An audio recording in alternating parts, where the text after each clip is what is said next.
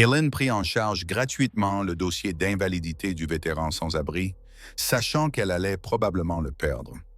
24 heures plus tard, un shérif fédéral lui a remis une enveloppe qui allait révéler pourquoi certains actes de service ont des répercussions inattendues. Bonjour à tous, bienvenue sur V6 Vies Inspirantes. Commençons. Madame, je dois vous demander quelque chose et je sais que vous allez dire non. L'homme qui se tenait à l'entrée du cabinet d'avocat de Helen Blake semblait ne pas avoir dormi depuis des semaines. Ses vêtements étaient propres, mais usés, et sa tenue militaire restait évidente, malgré l'épuisement dans ses yeux. Helen leva les yeux de la pile de contrats d'entreprise qu'elle était en train de revoir, un travail bien rémunéré, mais démoralisant qui maintenait son petit cabinet à flot. « Que puis-je faire pour vous, Monsieur Johnson? » Sergent-chef Michael Johnson, à la retraite, a-t-il dit en entrant dans son bureau avec les mouvements prudents de quelqu'un portant des blessures invisibles. « J'ai besoin d'un avocat, mais je ne peux pas payer grand-chose. Peut-être 50 $ maintenant, et je pourrais faire du jardinage ou autre chose pour compenser la différence. » Helen a étudié l'homme en face de son bureau, probablement dans la quarantaine, avec des cheveux grisonnants et le genre de visage buriné qui évoque des années difficiles. Sa poignée de main avait été ferme mais brève, et elle avait remarqué qu'il s'était positionné avec le dos au mur, avec une vue dégagée sur la porte et la fenêtre. « À quel genre de cas êtes-vous confronté, Sergeant Johnson? »« C'est à propos de mes allocations d'invalidité, » a dit Michael, en sortant une enveloppe froissée de la poche de sa veste.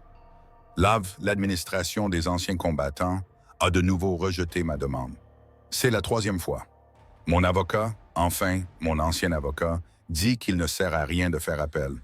Helen a pris les documents et a commencé à lire. Le cas était complexe, des demandes de PTSD et de lésions cérébrales traumatiques résultant de 3 déploiements en Afghanistan. Lav avait refusé les allocations, citant des preuves médicales insuffisantes liant ses conditions à son service militaire.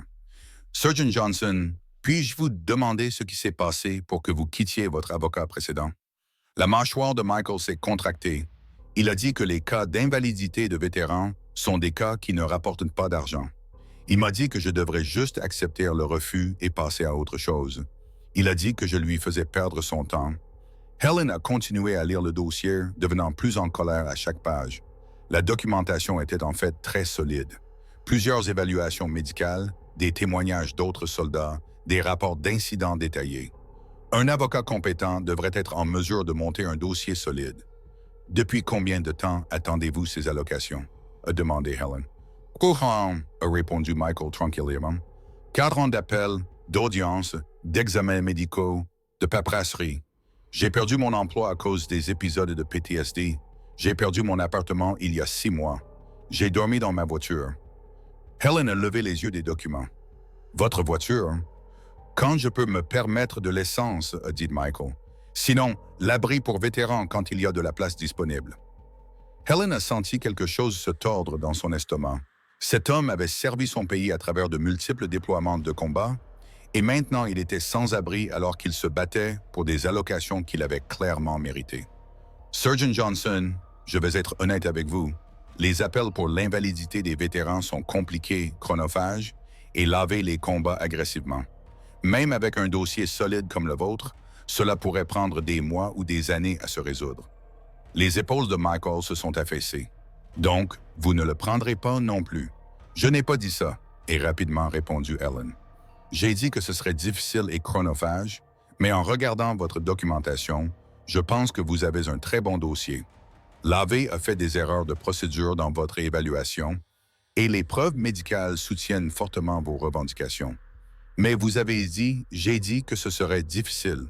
Je n'ai pas dit que c'était impossible. » Helen a fermé le dossier et a regardé directement Michael. « Sergeant Johnson, je prends votre dossier pro bono, sans frais. » Michael la regarda incrédule. « Madame, je ne peux pas vous laisser travailler gratuitement. Ce n'est pas juste. Sergeant Johnson, vous avez passé des années à défendre ce pays. La moindre des choses que je puisse faire est de passer quelques mois à défendre votre droit à un traitement équitable de la part du gouvernement que vous avez servi. » Des larmes se sont formées dans les yeux de Michael. « Je ne sais pas quoi dire. »« Dites que vous me ferez confiance pour me battre pour vous, » a répondu Helen. « Et dites que vous resterez en contact pour que je puisse vous tenir au courant de nos progrès. » Michael lui a donné un morceau de papier avec un numéro de téléphone. C'est le portable de mon ami. Il me laisse l'utiliser pour les appels importants. Et madame, merci. Vous n'avez aucune idée de ce que cela signifie. Après le départ de Michael, Helen s'est assise seule dans son bureau, réfléchissant à la décision qu'elle venait de prendre. Prendre un cas de vétéran complexe pro bono signifiait des dizaines d'heures de travail non rémunéré, des recherches approfondies et probablement des mois de bataille bureaucratique avec l'AV. Son cabinet avait à peine les moyens de subsister tel qu'il était. Elle avait fondé Blake Legal Services il y a 3 ans, après avoir quitté un grand cabinet d'entreprise, animé par l'idée idéaliste qu'elle pourrait faire une différence dans la vie des gens. Mais la réalité de la gestion d'un petit cabinet signifiait prendre n'importe quel cas qui payait des factures, ce qui signifiait généralement des litiges contractuels et des réclamations pour blessures personnelles plutôt que le travail de droit civique dont elle rêvait de faire. Mais quelque chose dans le cas de Michael Johnson avait touché une corde sensible. Peut-être était-ce la dignité tranquille avec laquelle il avait demandé de l'aide, ou l'injustice d'un vétéran de combat dormant dans sa voiture en attendant des allocations méritées, ou peut-être était-ce simplement la reconnaissance que c'était le genre de cas qu'elle était devenue avocate pour traiter. Helen a passé le reste de l'après-midi à faire des recherches sur le droit de l'invalidité des vétérans et à préparer sa stratégie pour l'appel de Michael. Le cas était en effet complexe, mais elle était de plus en plus confiante que l'AV avait fait des erreurs significatives dans leur processus d'évaluation. Le lendemain matin, Helen était en train de revoir des dossiers médicaux lorsque sa secrétaire a frappé à sa porte. « Mademoiselle Blake, un shérif fédéral est ici pour vous voir. Il dit qu'il a une convocation officielle. » Le cœur de Helen a raté un battement. Les shérifs fédéraux ne livraient pas de documents juridiques de routine. Ils se présentaient pour des affaires fédérales sérieuses, des enquêtes criminelles, des assignations à comparaître devant un grand jury, des questions de sécurité nationale. « Faites-le entrer », a dit Helen, son esprit parcourant les explications possibles. Le shérif était un homme à l'air sévère dans la cinquantaine qui a remis à Helen une enveloppe officielle avec plusieurs sceaux fédéraux. « Helen Blake ?» a-t-il demandé formellement. « Oui. Vous êtes par la présente convoquée à comparaître devant un conseil d'examen fédéral concernant le dossier numéro 2024-5-7731. L'audience est prévue pour demain matin à 9h au tribunal fédéral. » Helen a regardé l'enveloppe avec confusion. Dossier numéro 2024-V-731. Je ne suis pas familière avec ce numéro de dossier. Madame, je viens de livrer la convocation. Vous devrez vous présenter comme indiqué. Le shérif s'est tourné et est parti sans plus d'explications. Helen a ouvert l'enveloppe avec des mains tremblantes. À l'intérieur se trouvait une convocation officielle lui demandant de comparaître devant ce qu'on appelle le Conseil d'examen fédéral du plaidoyer des anciens combattants pour discuter de sa représentation du sergent-chef Michael Johnson. Le sang de Helen s'est glacé. Elle avait pris le dossier de Michael moins de 24 heures plus tôt. Comment le gouvernement fédéral était-il déjà au courant? Et qu'était-ce qu'un conseil d'examen du plaidoyer des anciens combattants? Elle a immédiatement appelé son mentor, la juge Patricia Wells, qui avait pris sa retraite du banc fédéral 2 ans plus tôt. « Pat, c'est Helen Blake. J'ai besoin de votre aide pour quelque chose d'étrange. » « Qu'est-ce qui se passe, Helen? » Helen a expliqué le cas de Michael et la mystérieuse convocation. La juge Wells est restée silencieuse un long moment. « Helen, je n'ai jamais entendu parler d'un conseil d'examen fédéral du plaidoyer des anciens combattants. Ce n'est pas une entité fédérale réelle que je connaisse. Mais le shérif était un véritable agent de la force publique fédérale. J'ai vérifié ses références. Le shérif était probablement réel, mais il ne savait peut-être pas ce qu'il livrait, a dit la juge Wells pensivement. Helen, je pense que vous devez être très prudente ici. Quelque chose d'inhabituel se passe. Ce soir-là, Helen a cherché tout ce qu'elle pouvait trouver sur le conseil d'examen du plaidoyer des anciens combattants. Rien. Aucune agence fédérale avec ce nom n'existait dans aucun répertoire gouvernemental. Elle a également essayé de contacter Michael pour le prévenir de la mystérieuse convocation, mais le numéro de téléphone qu'il lui avait donné allait directement à la messagerie vocale. Helen a passé une nuit blanche à se demander dans quoi elle s'engageait. Le lendemain matin, Helen est arrivée au tribunal fédéral 30 minutes à l'avance. Elle était vêtue de manière professionnelle, mais portait sa maillette avec des copies de tous les documents pertinents, ne sachant pas à quoi s'attendre. La salle d'audience indiquée sur la convocation était typiquement utilisée pour les procédures civiles fédérales. Mais quand Helen est entrée, elle a trouvé quelque chose d'entièrement inattendu. Au lieu d'une configuration de salle d'audience traditionnelle, l'espace avait été aménagé comme une salle de conférence. Une longue table était au premier plan avec 3 personnes en uniforme militaire. Derrière eux pendaient des drapeaux américains, de l'armée, de la marine, de l'armée de l'air, des marines et des gardes-côtes. Mademoiselle Blake, la femme au centre portant les insignes de colonel de l'armée, s'est levée quand Helen est entrée. « Merci d'être venue. Je suis la colonel Janet Hayes et voici mes collègues, le commandant Robert Clark de la marine et la lieutenant-colonel Angela Rodriguez de l'armée de l'air. » Helen s'est approchée de la table avec prudence. « Je dois admettre que je ne comprends pas pourquoi je suis ici. Mes recherches n'ont pas pu trouver d'informations sur un conseil d'examen du plaidoyer des anciens combattants. » La colonel Hayes a souri. « C'est parce que ce n'est pas une entité gouvernementale permanente, Mademoiselle Blake. Nous sommes un groupe de travail spécial réuni à des fins spécifiques qui sont d'enquêter et de traiter les cas où les vétérans ont été abandonnés par le système conçu pour les servir. » Le commandant Clark a expliqué « Nous sommes particulièrement intéressés par les situations où les défenseurs civils vont au-delà de leurs fonctions pour aider les vétérans qui ont été abandonnés par d'autres ressources. » Helen était toujours confuse. « Comment savez-vous pour le cas du Sergeant Johnson? Je viens de le prendre hier. »« Mademoiselle Blake, puis-je vous demander pourquoi vous avez décidé de prendre le cas du Sergeant Johnson pro bono? » a demandé la lieutenant-colonel Rodriguez, sans répondre à la question de Helen. « Parce que c'était la bonne chose à faire, » a répondu Helen. « C'est un vétéran de combat qui a clairement mérité ses allocations et il a été abandonné par le système. Quelqu'un devait se battre pour lui. Même si les cas d'invalidité des vétérans sont notoirement difficiles et chronophages, a demandé la colonel Hayes.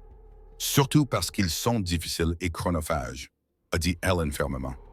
C'est exactement pourquoi les vétérans ont besoin de défenseurs qui ne les abandonneront pas.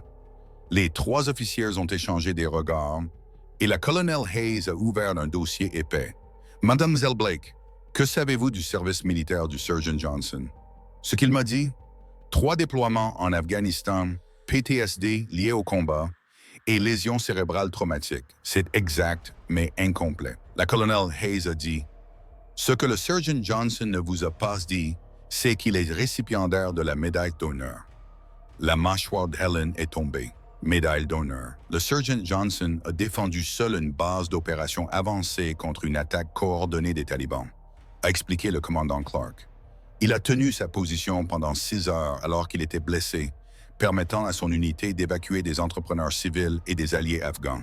Ses actions ont sauvé 23 vies. « Mais pourquoi ne me l'a-t-il pas dit? » a demandé Helen. « Parce qu'il n'en parle pas, » a dit la lieutenant-colonel Rodriguez. « Il souffre d'une grave culpabilité du survivant. Il croit qu'il ne mérite pas de reconnaissance parce que 3 membres de son unité sont morts dans cette attaque. » La colonel Hayes s'est penchée en avant. « Mademoiselle Blake, le Sergeant Johnson a vécu dans sa voiture pendant 6 mois, tout en se battant pour des allocations qu'il a méritées grâce à un service extraordinaire à son pays. L'avocat qui a abandonné son cas savait pour la médaille d'honneur et est quand même parti parce que ce n'était pas assez rentable. Helen se sentait mal, c'est inadmissible. Ce qui nous amène à pourquoi vous êtes ici. La colonel Hayes a dit « Ce groupe de travail a été créé pour identifier les civils qui comprennent vraiment la dette que ce pays a envers ses vétérans. Des gens qui sont prêts à se battre pour les vétérans, non pas parce que c'est rentable, mais parce que c'est juste. Nous surveillons le cas du Sergeant Johnson depuis des mois, » a ajouté le commandant Clark, en observant si quelqu'un se lèverait pour l'aider. La plupart des avocats l'ont refusé. Vous avez pris son cas immédiatement et avez refusé d'être payé. Helen commençait à comprendre que cette réunion était bien plus significative qu'elle ne l'avait réalisé. « Mademoiselle Blake, nous aimerions vous offrir un poste, » a dit la colonel Hayes. Un poste, le département de la Défense est en train de créer un nouveau programme de plaidoyer juridique pour les anciens combattants.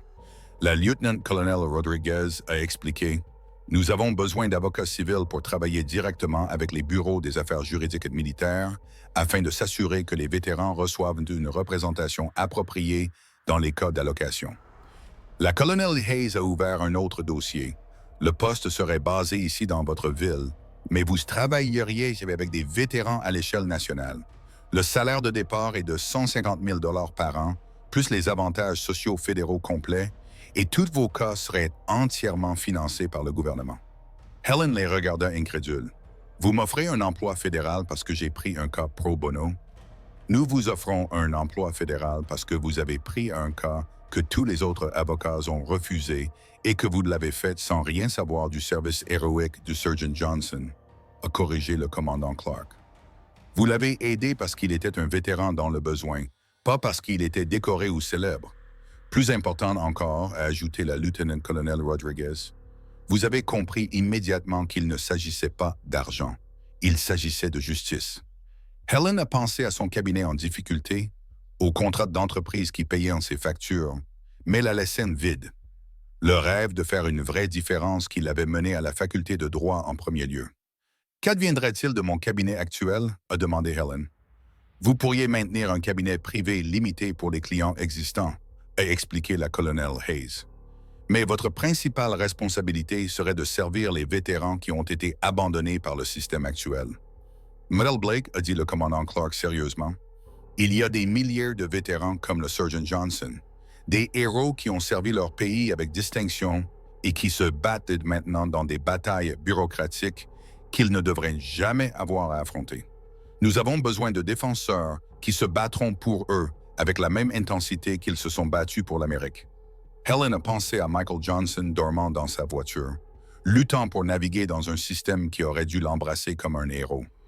Elle a pensé à tous les autres vétérans qui pourraient être confrontés à des situations similaires sans que personne ne veuille les aider. Si j'accepte ce poste, qu'arrive-t-il au cas du Surgeon Johnson? Vous continueriez à le représenter, a dit la lieutenant-colonel Rodriguez, mais vous auriez accès à des ressources et un soutien juridique qu'aucun avocat privé ne pourrait fournir. Son cas serait résolu en quelques semaines plutôt qu'en quelques mois. La colonel Hayes s'est appuyée sur sa chaise. Mademoiselle Blake, je devrais mentionner que ce groupe de travail a observé plusieurs avocats à travers le pays à la recherche de personnes avec la bonne combinaison de compétences juridiques et de convictions morales. Vous êtes la première personne que nous avons décidé d'approcher à cause d'un seul cas pro bono. À cause de la façon dont vous avez abordé ce cas, a corrigé le commandant Clark. La plupart des avocats auraient demandé au sergent Johnson des honoraires d'avocat et l'auraient renvoyé quand il ne pouvait pas payer. Vous avez immédiatement compris que son service au pays créait une obligation pour le pays de le servir. Helen a réalisé qu'accepter ce poste changerait complètement sa trajectoire de carrière. Au lieu de se battre pour les profits des entreprises, elle se battrait pour les gens qui avaient sacrifié pour les autres. Puis-je avoir un peu de temps pour y réfléchir? Bien sûr, a dit la colonel Hayes, mais je devrais mentionner que nous aimerions démarrer le programme dès que possible. Il y a trop de vétérans qui attendent de l'aide. Alors qu'Ellen se préparait à partir, la lieutenant-colonel Rodriguez lui a remis un autre dossier. Mademoiselle Blake, ce sont des dossiers sur 12 autres vétérans dans votre région qui ont besoin d'une représentation juridique pour des cas d'allocation. Que vous acceptiez ou non notre offre, nous espérons que vous envisagerez de les aider. Helen a ouvert le dossier et a vu cas après cas de vétérans qui avaient été refusés d'allocation malgré des preuves claires de handicap liées au service. Vétérans de combat, police militaire, personnel médical, tous luttant contre un système qui semblait conçu pour les épuiser plutôt que pour les aider. Colonel Hayes, puis-je demander comment vous avez découvert ma représentation du Surgeon Johnson si rapidement? Les trois officiers ont de nouveau échangé des regards. Mademoiselle Blake, nous surveillons les cas juridiques des vétérans depuis des mois, identifiant des schémas de défaillance systémique. Lorsque le sergent Johnson a mentionné à un travailleur social à l'abri des vétérans qu'il avait trouvé un avocat prêt à l'aider gratuitement, cette information nous a été transmise. Vous avez des gens qui surveillent des abris pour vétérans. Nous avons des gens qui surveillent partout où les vétérans pourraient être en difficulté, a dit le commandant Clark. Sérieusement, abris, soupes populaires, hôpitaux de l'AIV, bureaux d'aide juridique. Nous essayons d'identifier chaque vétéran qui est abandonné par le système. Helen a réalisé l'étendue de ce qu'il décrivait. Il ne s'agissait pas seulement de cas individuels. Il s'agissait d'une réforme systématique de la façon dont les vétérans étaient traités par la bureaucratie qu'ils avaient servi. Mademoiselle Blake, a dit la colonel Hayes alors qu'ils concluaient la réunion, Je veux que vous compreniez quelque chose. Ce poste n'est pas seulement un travail, c'est une mission. Des vétérans comme le Sergeant Johnson ont tout donné pour servir ce pays. La moindre des choses que nous puissions faire est de nous assurer qu'ils obtiennent tout ce qui leur a été promis en retour. Cet après-midi-là, Helen était retournée à son bureau, son esprit en ébullition. L'offre d'emploi fédéral était au-delà de tout ce qu'elle avait imaginé. Un travail significatif, un excellent salaire, la chance de faire une vraie différence dans la vie des vétérans. Mais elle a aussi pensé aux 12 dossiers que la lieutenant-colonel Rodriguez lui avait donnés, chacun représentant un vétéran qui avait besoin d'aide immédiatement. Le secrétaire de Helen a frappé à sa porte. Mademoiselle Blake, le sergent Johnson est ici pour vous voir. Michael est entré dans son bureau, l'air légèrement mieux que la veille. Madame, je voulais vérifier l'état de mon dossier et je vous ai apporté quelque chose. Il a remis à Helen une petite épingle de drapeau américain. Ce n'est pas grand-chose, mais elle appartenait à mon unité en Afghanistan. Je voulais que vous l'ayez en guise de remerciement pour avoir pris mon cas.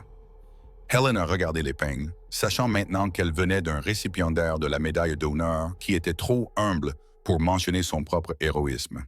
Sergeant Johnson, puis-je vous demander quelque chose? Oui, madame. Pourquoi ne m'avez-vous pas parlé de votre médaille d'honneur? Le visage de Michael est devenu pâle. Comment avez-vous? Qui vous a dit cela? Peu importe comment je l'ai découvert, a dit Helen doucement. Ce qui importe, c'est que vous êtes un véritable héros américain et que vous avez dormi dans votre voiture en vous battant pour des allocations que vous avez clairement méritées. Michael s'est assis lourdement. Madame, cette médaille ne me rend pas spécial. Beaucoup de bons soldats sont morts dans ce combat. Je n'ai fait que survivre. Sergeant Johnson, vous avez sauvé 23 vies grâce à un courage extraordinaire sous le feu. Cela vous rend absolument spécial. Ces allocations ne sont pas pour la médaille, a dit Michael tranquillement. Elles sont pour obtenir de l'aide pour les dommages que ce combat a fait à ma tête. Les cauchemars, les flashbacks, les moments où je ne me souviens plus où je suis ni en quelle année on est. Helen a compris maintenant pourquoi Michael avait minimisé son service. Il ne se battait pas pour la reconnaissance, il se battait pour la guérison. Sergeant Johnson, j'ai de bonnes nouvelles concernant votre cas. J'ai été en contact avec certains défenseurs fédéraux spécialisés dans les questions de vétérans. Votre cas va recevoir une attention prioritaire. Michael a semblé sceptique. Madame, j'ai déjà entendu des promesses comme ça. C'est différent, l'a assuré Helen. Je ne peux pas entrer dans les détails, mais vous devriez vous attendre à entendre parler d'une résolution très bientôt. Ce soir-là, Helen a appelé la colonel Hayes. Colonel, c'est Helen Blake. Je voudrais accepter votre offre. Excellent, mademoiselle Blake. Nous sommes ravis de vous avoir dans l'équipe. Mais j'ai une condition, et continuait Helen. Je veux continuer à représenter tous mes cas de vétérans actuels, y compris les 12 dossiers que vous m'avez donnés aujourd'hui. Et je veux que ces cas reçoivent la même attention prioritaire que tous les autres dans le programme. Mademoiselle Blake, ce n'est pas une condition, a-t-elle dit. C'est exactement ce que nous espérions que vous diriez. 6 mois plus tard, Helen était assise dans son nouveau bureau au sein du programme de plaidoyer juridique des vétérans, en train de revoir les statistiques de réussite de leur premier semestre d'opération. Ils avaient résolu 847 cas d'allocation de vétérans avec un taux de réussite de 89% pour l'obtention d'allocations précédemment refusées. Le cas du Sergeant Johnson avait été résolu en 3 semaines avec des allocations rétroactives complètes remontant à sa demande originale. Il avait maintenant son propre appartement et recevait un traitement continu pour son PTSD et sa lésion cérébrale traumatique. Mais plus important encore, il était devenu lui-même un défenseur bénévole, aidant d'autres vétérans à naviguer dans le système d'allocation et les connectant à des ressources juridiques. Helen? Michael a frappé à la porte de son bureau. Vous avez une minute? Toujours, Michael, qu'est-ce qui se passe? Je voulais vous faire savoir que 3 autres vétérans de l'abri ont demandé de l'aide pour des cas d'allocation. Je leur ai dit que vous seriez en mesure de les mettre en contact avec des avocats. Helen a souri. Absolument. Dites-leur de m'appeler directement. Michael s'est assis en face de son bureau. Helen, puis-je vous demander quelque chose? Bien sûr. Pourquoi avez-vous vraiment pris mon cas ce premier jour? Je sais que vous avez dit que c'était de la bonne chose à faire, mais c'était plus que ça, n'est-ce pas? Helen a réfléchi à la question. Michael, mon père était un vétéran du Vietnam. Il est rentré chez lui sous des protestations et des rejets, et il n'a jamais eu la reconnaissance ou le soutien qu'il méritait. Il est mort il y a 10 ans, toujours en train de se battre pour des allocations d'invalidité qu'il avait méritées au combat. Je suis désolé. Quand vous êtes entré dans mon bureau, j'ai vu mon père, un homme bon qui a servi son pays et a été abandonné par le système en qui il avait confiance. Je ne pouvais pas réparer ce qui était arrivé à mon père, mais je pouvais m'assurer que ça ne vous arrive pas. Michael a hoché la tête lentement. Votre père serait fier de ce que vous faites ici. J'espère bien, a répondu Helen. Mais surtout, j'espère que nous empêchons d'autres familles de vivre ce que la mienne a vécu. Alors que Michael quittait son bureau, Helen a réfléchi au chemin qui l'avait mené à ce point. Une décision d'aider un vétéran dans le besoin avait conduit à une transformation complète de sa carrière et de son but dans la vie. Le programme de plaidoyer juridique des vétérans s'était étendu à 15 villes avec plus d'avocats qui se joignaient chaque mois. Il changeait la façon dont le gouvernement traitait les vétérans, un cas à la fois. Mais la partie la plus significative était la relation qu'elle avait construite avec les vétérans qu'elle servait. Des gens comme Michael Johnson, qui avaient tout donné pour protéger les autres et qui recevaient enfin le soutien qu'ils méritaient. Helen a pris l'épingle du drapeau américain que Michael lui avait donné ce premier jour, celle qu'elle portait maintenant au travail tous les jours. Cela lui a rappelé que certains actes de service ont des répercussions inattendues, créant des ondulations de justice qui se propagent bien au-delà de leur portée originale. Le vétéran désespéré qui était entré dans son bureau avec 50 $ et une prière avait, sans le savoir, ouvert une porte vers la vraie vocation d'Helen. Et le cas pro bono qu'elle avait pris par simple décence humaine était devenu le fondement d'un programme qui transformait des milliers de vies. Parfois, les décisions les plus importantes que nous prenons sont celles qui semblent petites à l'époque. Le choix d'aider quand nous pourrions facilement nous en aller, de servir quand nous pourrions en tirer profit, de voir la personne derrière le problème et de choisir la compassion plutôt que la commodité. La décision d'Helen de défendre un vétéran désespéré gratuitement lui avait appris que le vrai succès ne se mesure pas en heures facturables ou en profit d'entreprise. Il se mesure au nombre de personnes dont la vie est améliorée par notre volonté de nous battre pour ce qui est juste, même quand le combat est difficile et les récompenses incertaines. La convocation fédérale qui l'avait terrifié avait en fait été une invitation à découvrir le travail de sa vie. Et le vétéran qui lui avait offert 50 $ pour des services juridiques lui avait donné quelque chose de bien plus précieux, la chance de servir ceux qui avaient servi les autres. Au final, Helen a appris que la force la plus puissante dans n'importe quel système juridique n'est pas le précédent ou la procédure. C'est la simple reconnaissance que la justice exige des défenseurs qui se soucient plus de faire ce qui est juste que de faire bien. Et parfois, lorsque vous êtes prêt à servir sans rien attendre en retour, l'univers conspire pour vous donner tout ce dont vous n'avez jamais su que vous aviez besoin.